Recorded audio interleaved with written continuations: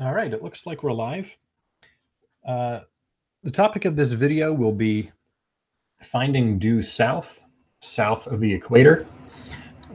This is primarily to educate Anthony Riley, Sleeping Warrior, who's claimed on multiple occasions. First of all, he's claimed that it would be absolute proof of a southern celestial pole. Actually, I'm not sure he's stated it that way.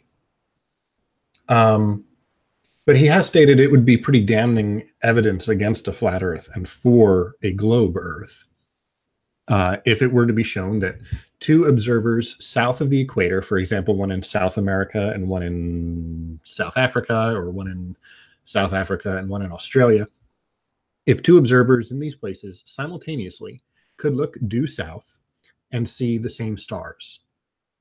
This would establish that there is, in fact, one center of rotation in the southern sky, what we call the southern celestial pole. Anthony claims, however, that if you're south of the equator, you can't really know if you're looking south or not. And I've had a conversation with him about this at least twice. Once was on Skype, I think months ago, and once was on Nathan's debate show last month on July 24th, episode 371, Sly the Gatekeeper. It's a pretty fun episode. I would say you should watch it, but I don't really want to give them traffic. But Nathan is definitely on display in that episode. Anyway, so the point of this episode now is simply to show how a person south of the equator can know which direction north and south are. And I'll talk about a few of Anthony's weird claims. As I'm doing this, I will try to keep an eye on the chat just to make sure that if people are saying anything, I'm paying attention, because I'm not always good at that. I'm usually focused in on just the video I'm making. So the two videos, first of all, are linked below in the description. And now I want to show how a person can know which way north and south are when you're south of the equator. And the example that I bring up, this is great. The example that I bring up is using solar noon to determine what north and south are. There we go. And it's down here too. That's great. Anyway, so when you are north of the equator, first of all,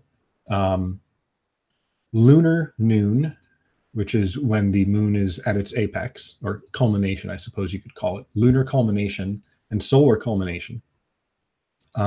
You can use these values north of the equator to figure out which direction south is. Now, of course, this is going to vary slightly based on your latitude. What I'm saying here definitely works north of 23.4 degrees latitude. Because whenever you're north of 23.4 degrees latitude, the sun will always be south of you at its culmination, at its zenith, at solar noon. Once you go below 23 degrees, so you can be above the equator, and have the sun north of you at its culmination during the summer months. So what we're going to say is we're going to keep ourselves north of the northern tropic and south of the southern tropic. So if we're in Philadelphia, solar noon, the sun is at an azimuth of 179.85. That's very, very, very close to due south. If I were to choose any other day and go to culmination, again, we're always going to be, I would say, within about half a degree of due south. And if we build up a series of directions over the course of, say, a week or 2 weeks or 3 weeks, we can eventually figure out which direction is due south based on solar noon. And you can do this with the moon as well. You just have to be able to see the moon when it reaches its zenith, which isn't always easy. Now, granted, you can't always do that with the sun either. Now, one claim that Anthony makes against this method is he says, well, the sun rises and sets at different locations every day. So how can you know where south or north is based on the sun? And my answer is, and I'm not sure he understands it, is it doesn't matter where the sun rises and sets, because the moment that we're interested in is solar noon. You don't need to know where the sunrise and the sunset was. All you need to know is where is the sun when it is at its highest point in the sky. And you can track this by using a gnomon, by using a stick in the ground and tracing the path that the tip of its shadow makes over the course of several hours. And you will see, relative to the length of that shadow as well. And you'll be able to see where solar noon is. It's not terribly tricky. If it's absolutely necessary for him, I gladly demonstrate this.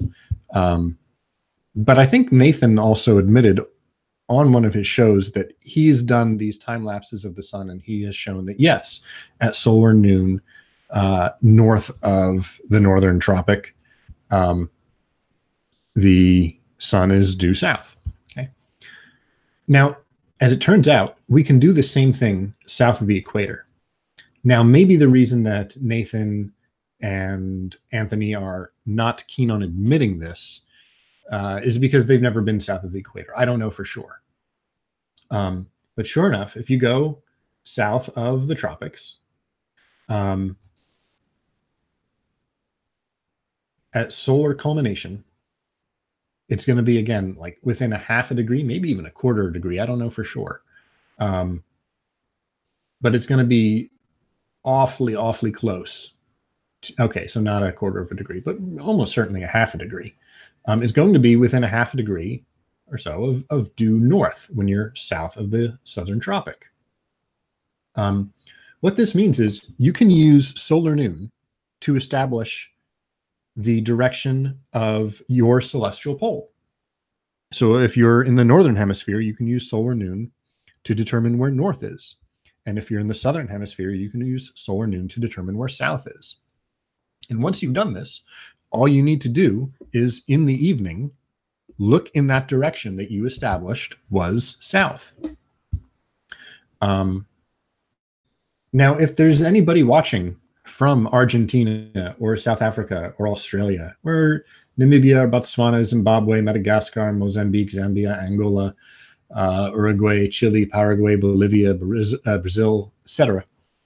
If you want to help me out, if two of you could produce this video evidence that Anthony is so sure doesn't exist, it would be great, because it would completely refute his claim that it's simply not possible. Now, even if this wasn't enough, Anthony also makes a bizarre claim about using a compass. Anthony is very fixed on magnetic declination recently. And on the recent episode 371, towards the end of the episode, I'm trying to get him to admit something, and he avoids the topic brilliantly.